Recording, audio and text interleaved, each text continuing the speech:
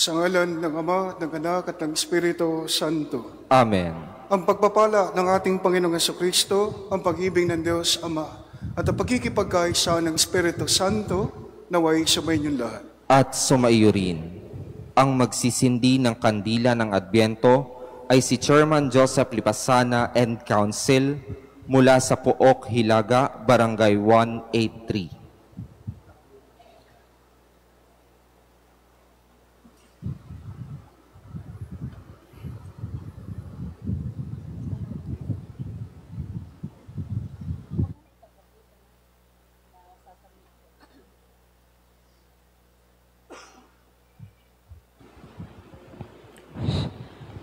Dakilang Ama, sa patuloy naming paglalakbay sa panahon ng Adbyento, sinisindihan namin itong kandila ng pag-asa at kapayapaan at ang kandila ng galak.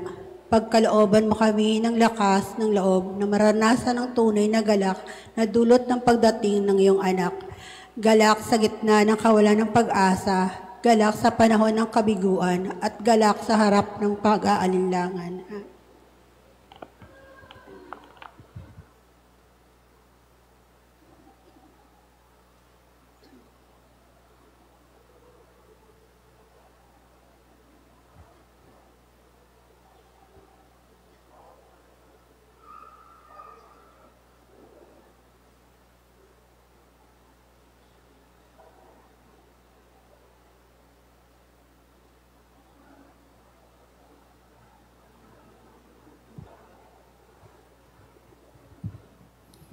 Mga kapatid, aminin natin ang ating mga kasalanan upang tayo maging marapat na gumanap sa banal na pagdiriwang. Inaamin ko Sa makapangyarihang Diyos at sa inyo mga kapatid, na lubha akong nagkasala sa isip, sa salita at sa gawa, at sa aking pagkukulang. Kaya isinasamo ko sa mahal na Birheng Maria, sa lahat ng mga anghel at mga banal, at sa inyo mga kapatid, na ako'y ipanalangin sa Panginoong ating Diyos. Kaawaan tayo ng makapangyarihan Diyos. Patawarin tayo sa ating mga kasalanan at patnubayan tayo sa buhay na walang hanggan. Amen. Panginoon, kaawaan mo kami. Panginoon, kaawaan mo kami. Kristo, kaawaan mo kami. Kristo, kaawaan mo kami. Panginoon, kaawaan mo kami. Panginoon, kaawaan mo kami.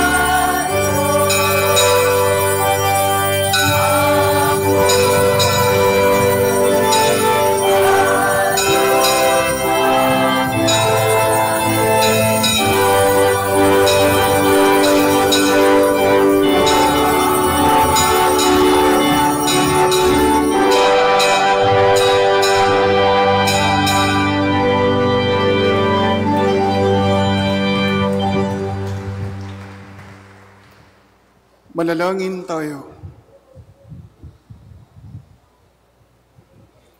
Ama naming makapangyarihan, niloob mong ang iyong salita na ibinalita ng anghel ay maging taong totoo sa sinapupunan ng mahal na Birhen.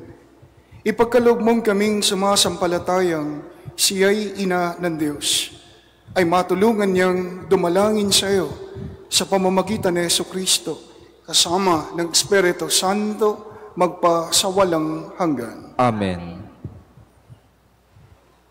Tulad ng isang dalagang nagagalak sa pagdalaw ng kanyang kasintahan, nararapat ding magalak ang bayan ng Diyos sapagkat kapiling nila ang Panginoon. Pagbasa mula sa aklat ng awit ni Solomon. Ang tinig ng aking mahal ay akin nang naririnig. Mga gulod tinatahak upang ako'y makaniig. Itong aking mangingibig ay katulad niyong usa. Mabilis kong kumilos, ang katawan ay masigla. Sa tabi ng aming pader, naroroon lagi siya. Sumisilip sa bintana para ako ay makita. Ang mahal ko ay nangusap at ganito ang tinuran. Sa akin ay sumama ka. Halika na, aking mahal. Lumipas na ang taglamig sa buong lupain at ang tag-ulan ay natapos na rin. Bulaklak sa parangan, tingna't namumukadkad na. Ito na nga ang panahon upang tayo ay magsaya. Sa bukid ang mga iboy humuhuni, kumakanta. Yaong mga bungang igos ay hinog ng para-para. At ang mga punong ubas sa bulaklak ay hitik na. Tayo na nga, aking mahal, sa akin ay sumama ka. Ika'y parang kalapati, nagkukubli sa batuhan. Halika at ang ganda mo ay nais kong mapagmasdan. At nang akin ding marinig, ang tinig mong ginintuan. Ang salita ng Diyos. Salamat sa Diyos.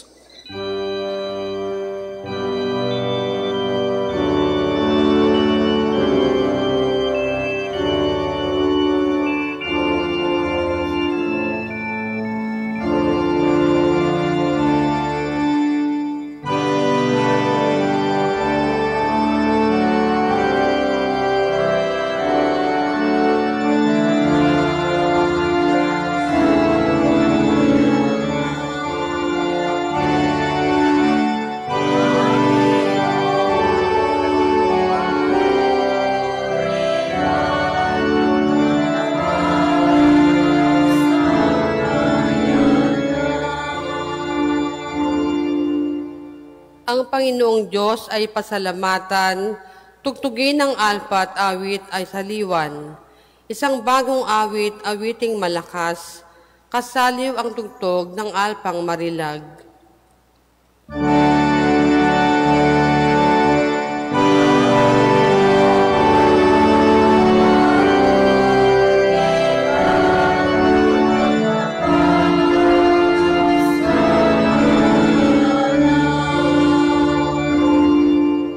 Ngunit ang mga panukala ng Diyos ay mamamalagit walang pagkatapos.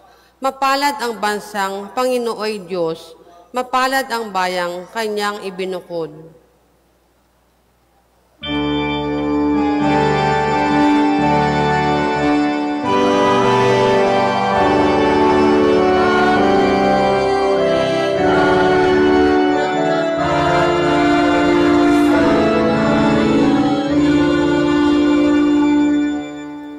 Ang ating pag-asa'y nasa Panginoon. Siya ang sanggalang natin at katulong. Dahilan sa Kanya, kami natutuwa. Sa Kanyang ngalan ay nagtitiwala.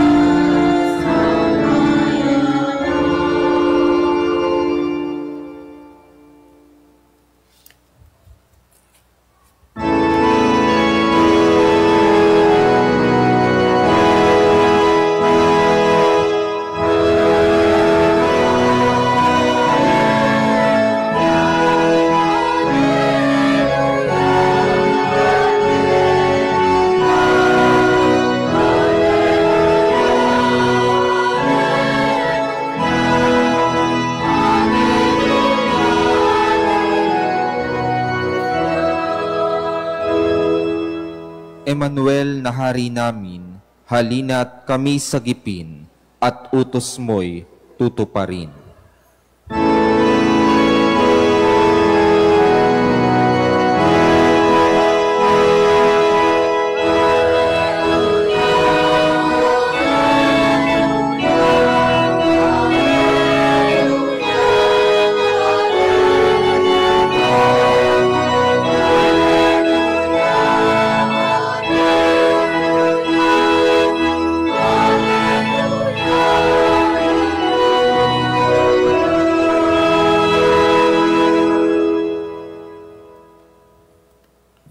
Sumainyo ang Panginoon. At sumaiyo rin.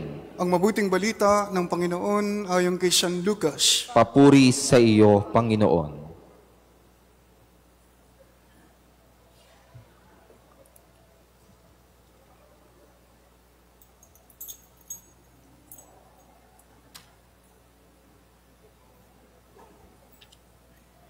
Si Maria ay nagmamadaling pumunta sa isang bayan sa kaburulan ng Judea. Pagdating sa bahay ni Zacarias, binati niya si Elizabeth. Nang marinig ni Elizabeth ang bati ni Maria, nagagalaw ang sanggol sa kanyang tiyan.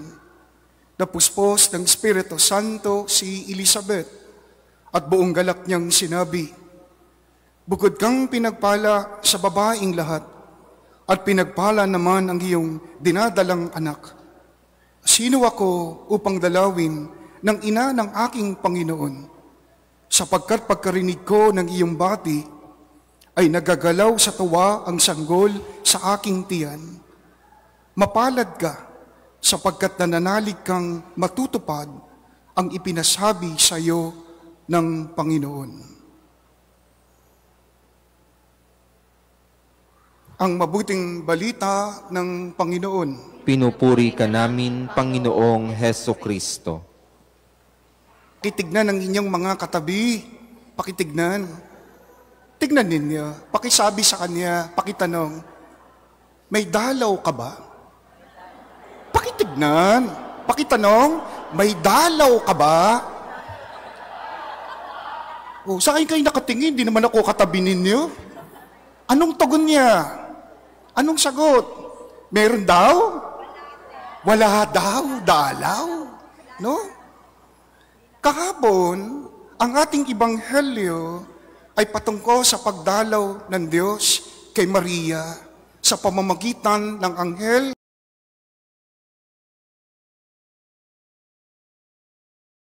Ibinalita niya na siya ay magdadalang tao kahit wala pang nangyayari sa kanila ni Jose. At si Maria, bagamat napuspos ng pagkatakot, pero sinabi sa kanya ng anghel, "Maria, ikaw ay kalugod-lugod sa Diyos." Pagdalaw ng Diyos sa pamamagitan ng anghel Gabriel. Nung nilikha ng Diyos ang tao, inilagay niya sina Eva at Adan sa hardin ng Eden. Magagawa nila ang kanilang nais gawin. Pero, bawal lapitan, alam natin yon, yung kasaysayan na yung kwento, bawal lapitan yung puno ng karunungan, lalong-lalo na ang pitasin, ang bunga ng punong iyon. Pero anong nangyari? Pumasok yung demonyo, tinukso sila, at nakinig ang dalawa. Pinitas nila ang prutas, kinain ni Eva, ibinigay sa kanyang asawang si Adan. At dahil dito, nakita ng dalawang ito na sila pala ay hubad. Anong ginawa nila? Sila ay nagtago. At sa unang pagkakataon, ang Diyos, dinalaw niya ang tao.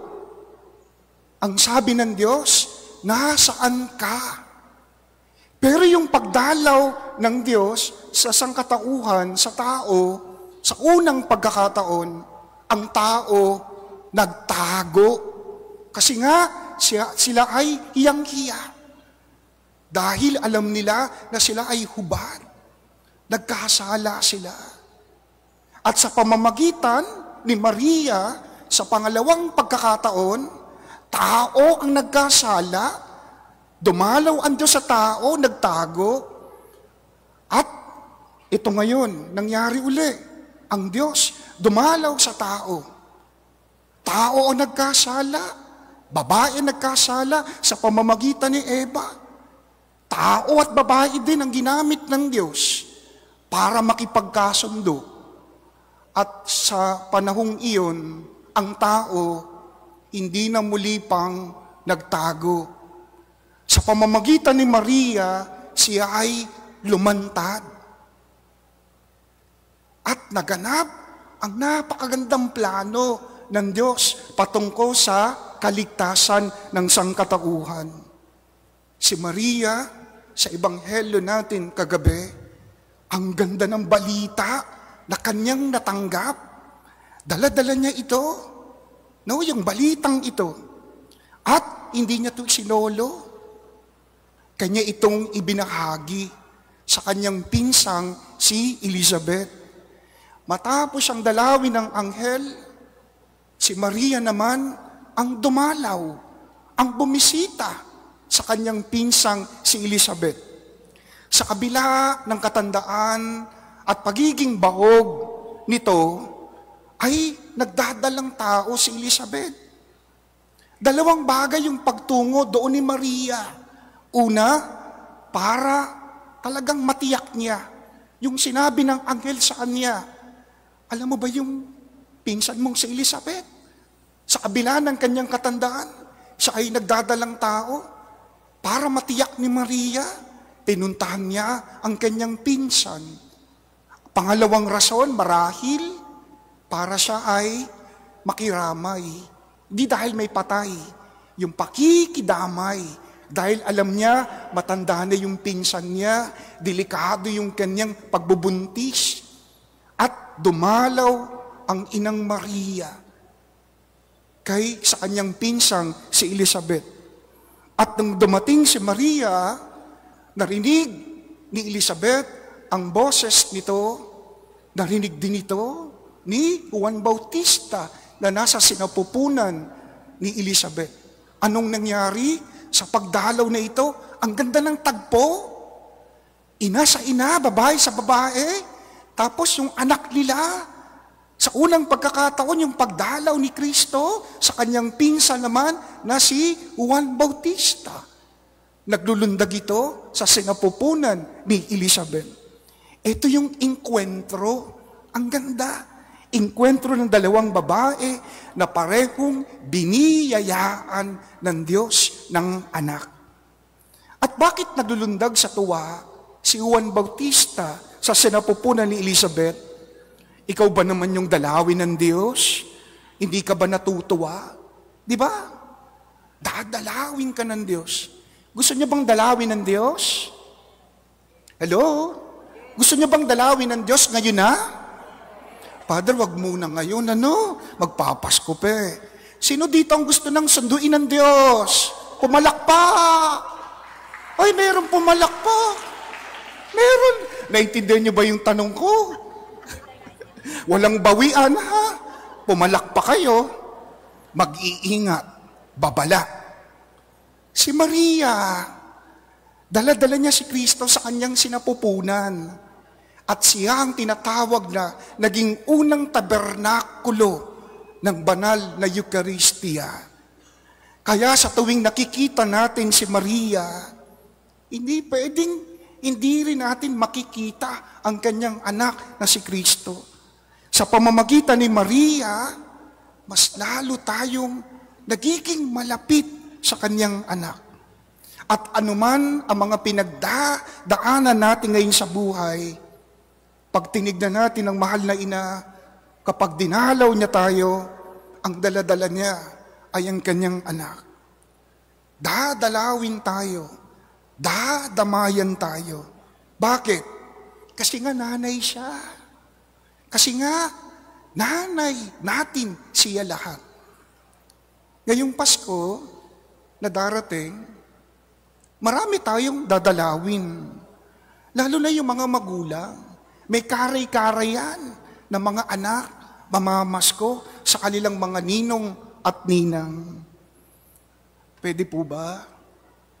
Mga ninong at ninang, huwag kayong magtatago.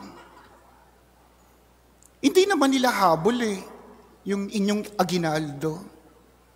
Dahil katulad ni Maria, baka yung dumadalaw pa nga ang merong dalang regalo o biyaya sa inyo. Mga ninong at ninang, sabi ko bawal magtago. Sa pang-araw-araw nating pamumuhay, gayahin natin si Maria sa kanyang pagdalaw, na naghahatid siya ng mabuting balita at ang dala niya ay mismo ang kanyang anak, ang Panginoong Jesucristo. Kapag meron tayong dinadalaw, tayo ay merong hatid na mabuting balita. Kapag ba dumadalaw kayo sa inyong mga kaibigan o kamag-anak, ano ba yung pakay ninyo? Ano ba yung dala-dala ninyo? Chismis ba? Mangungutang ba kayo? O baka kapag dumarating na kayo, anino pa lang ninyo ang makita nila, nagtatago na sila. Ayan na yung masamang balita. Sana, wag nating kalilimutan na para tayo ay makadalaw, kailangan nating humakbang. Kailangan nating maglakbay. Katulad ni Maria na naglakbay sa bulundukin ng Huda kung saan nakatira si Elizabeth, at hindi niya madadalaw ang kanyang pinsan kapag siya lamang ay nakaupo o nakakulong sa kanilang tahanan sa Nazareth.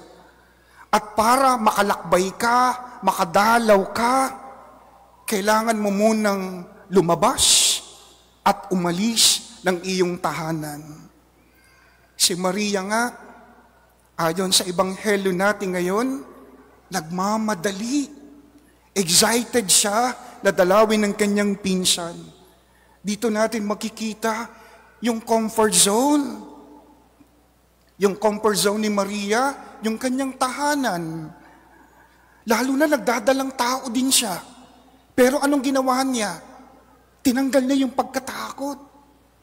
Mas malakas yung saya, yung excitement, no? Para makadalaw sa kanyang pinsan.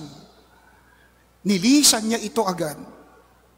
Ang tanong dito, mga kapatid, ano yung mga bagay na pwede nating iwanan para tayo ay makalapit sa ating kapwa? Mga kapatid, tandaan natin ito. Ang diwa ng Pasko ay ang pagdalaw. Akala natin pagdalaw lang Ito yung pananahanan ng Diyos sa ating piling. Pinili niya ang maging mahina, itinapon niya, iwinaglit niya ang kanyang pagiging Diyos, at niyakap niya ang pagiging isang bata, pagiging maliit, para tayo ay dalawin, maging membro siya ng bawat isa sa atin. Ito yung diwa ng Pasko. At sa tuwing matatapos ang pagdiriwang ng banal na misa, lahat tayo ay hinahamon na kung ano ang ating tinanggap sa pagbisita natin, pagpasok natin sa simbahang ito at pagtanggap natin ng banal na Eucharistia na ating kinain, pumasok sa ating katawan at sistema. Ang hamon dito ay maibahagi din natin siya sa ating kapwa. Na kapag tayo ay lalabas ng simbahang ito, matapos ang bawat misa, meron din tayo dapat na dadalawin ng ating kapwa. Mga kapatid, hindi sapat yung tanong na may dalaw ka ba? Ang tanong dapat ay may dadalawin ka ba? Mga kapatid, pakitignan nga po muli ang inyong mga katabi, pakitapik, baka dinalaw na yan ng antok. Amen.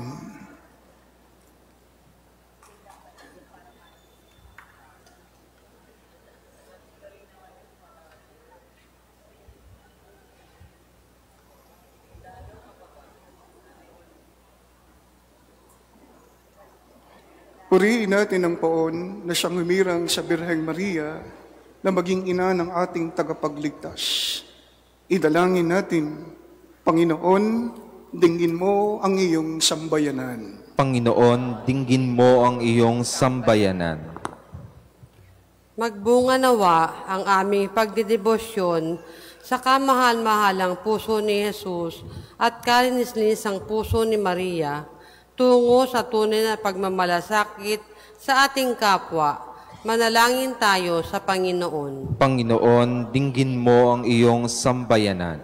Mapuspos nawa ng Espiritong Banal ang mga pinuno ng aming pamahalaan nang sa gayoy manguna sila sa pag-ugit ng pagbangon ng aming bansa. Manalangin tayo sa Panginoon. Panginoon, dinggin mo ang iyong sambayanan. Naway maging tagapagpalaganap ng pag-ibig at kabanalan ang mga magulang sa bawat pamilya. Nawa ang mga nakatatanda ay maging mga mabubuting gabay at tagapayo sa mga kabataan.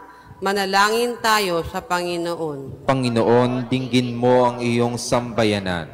Nawa kami maging bukas palad na pamayanan na nagbabahagi ng talino, oras at pag-ibig sa kapwa bilang tanda ng aming pasasalamat sa lahat ng biyaya ng Panginoon. Manalangin tayo sa Panginoon. Panginoon, dinggin mo ang iyong sambayanan. Sa katahimikan, idulog natin sa Diyos ang lahat nating pangpersonal at pangpamilyang intensyon.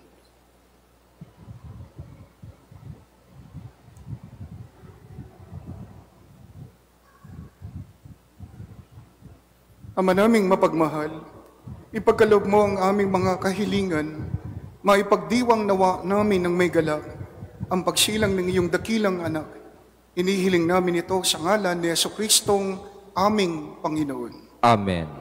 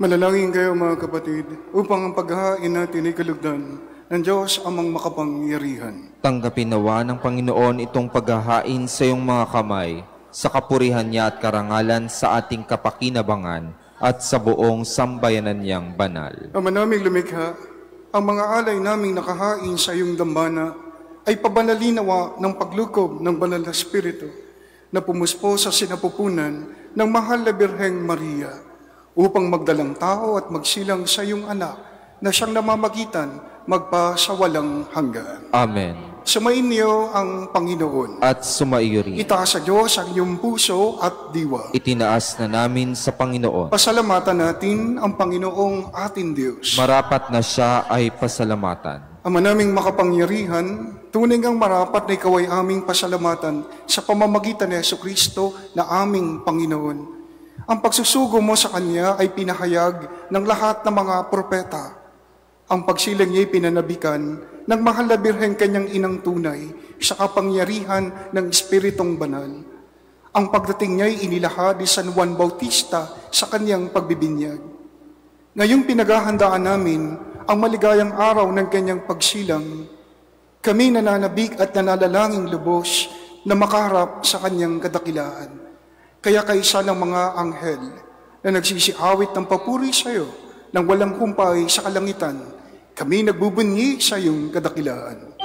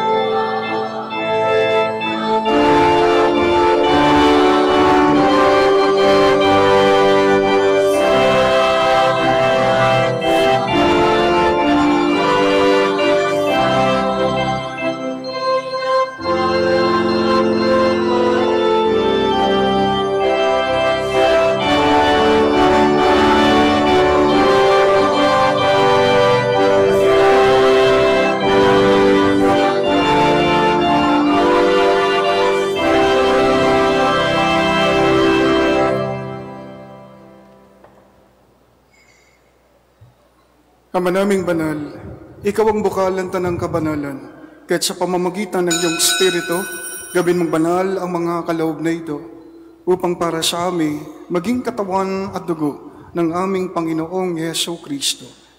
Bago niya pinagtiisang kusang loob na maging handog, hinawakan niya ang tinapay, pinasalamatan kanya, pinaghati-hati niya iyon, iniabot sa kanyang mga alagad at sinabi, tanggapin ninyong lahat ito at kanin. Ito ang aking katawan na ihahandog para sa inyo.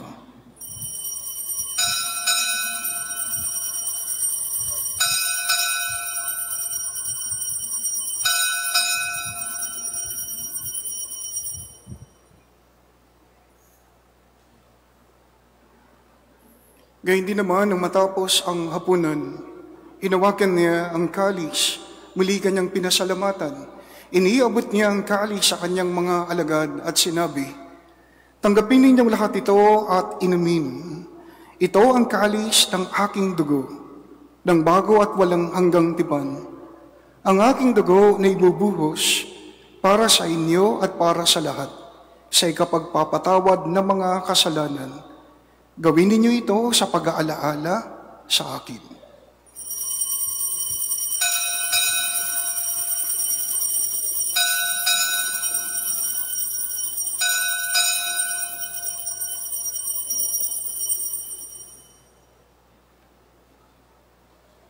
Ipagbunyi natin ang misteryo ng pananampalataya.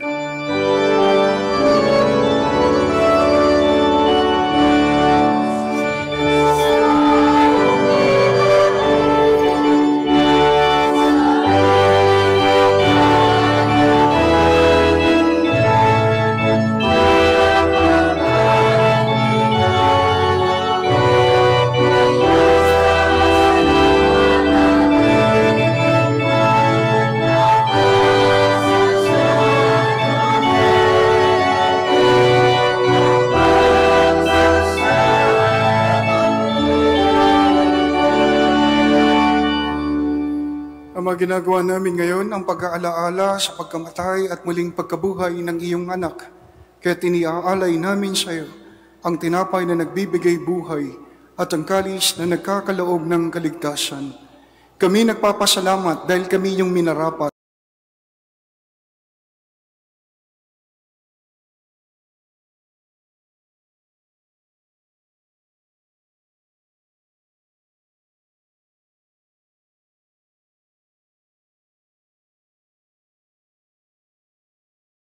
Tumayo sa harap mo para maglingkod sa iyo. Sinasamo namin kaming magsasalo-salo sa katawan at dugo ni Kristo ay mabuklod sa pagkakaisa sa pamamagitan ng Espiritu Santo. Ama, lingapin mo ang iyong simbahang laganap sa buong daigdig. Puspusin mo kami sa pag-ibig kay San Francisco na aming Papa at ni Jose na aming Obispo at ang Tanang Kaparian. Alalahanin mo rin ang mga kapatid naming nahimlay nang may pag-asang sila'y muling mabubuhay. Gayun din ang lahat ng mga pumanaw. Kaawan mo sila at patuloyin sa iyong kaliwanagan. Kaawan mo at pangidapating kami lahat na makasalo sa iyong buhay na walang wakas. Kaysa ng mahal na Birheng Maria na ina ng Diyos, si San Jose na kanyang kabiyak puso, kaysa ng mga apostol at ang lahat ng mga banal na namuhay dito sa daigdig ng kalugod-lugod sa iyo. May pagdiwang nawa namin ang pagpupuri sa ikararangal mo sa pamamagitan ng iyong anak na aming Panginoong Hesu Kristo. Sa pamamagitan ni Kristo, kasama niya at sa Kanya, ang lahat ng parangal at papuri ay sa iyo, Diyos amang makapangyarihan, kasama ng Espiritu Santo, magpa sa walang hanggan.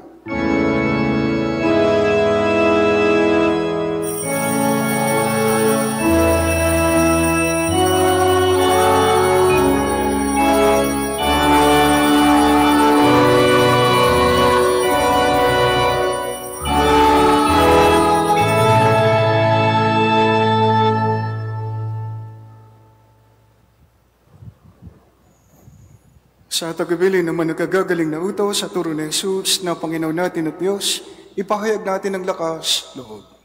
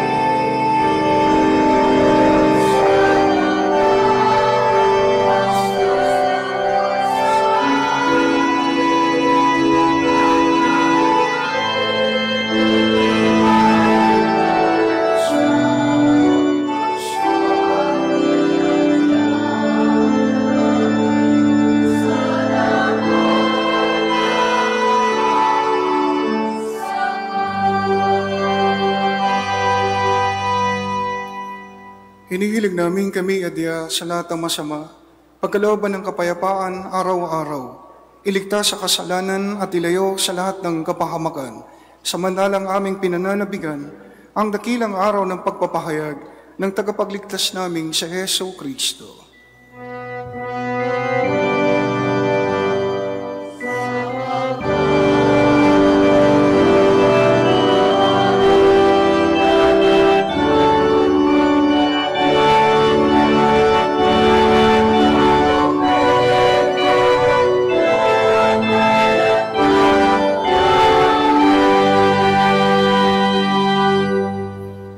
Panginoong Jesucristo, sinabi mo sa iyong mga apostol, kapayapaan ang iniiwan ko sa inyo, ang aking kapayapaan ang ibinibigay ko sa inyo. Tunghayan mo ang aming pananampalataya at wag ang aming mga pagkakasala. Pagkalooban mo kami ng kapayapaan at pagkakaisa ayon sa iyong kalooban, kasama ng Espiritu Santo, magpasawalang hanggan. Amen. Ang kapayapaan ng Panginoon ay laging sumainyo. At sumaiyo rin. Magbigayan po kayo ng kapayapaan sa isa't isa.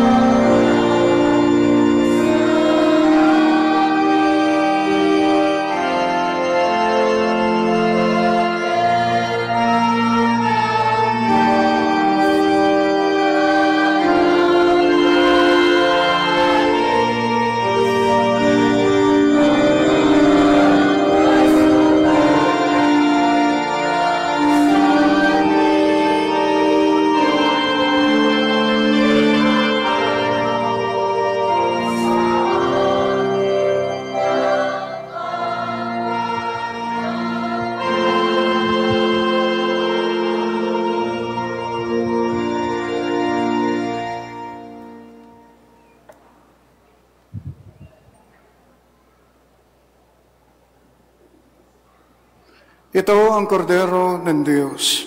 Ito ang nag-aalis ng mga kasalanan ng sanlibutan. Mapalad ang mga inaanyayahan sa kaniyang piging. Panginoon, hindi ako karapat-dapat na magpatuloy sa iyo, ngunit sa isang salita mo lamang ay gagaling na ako.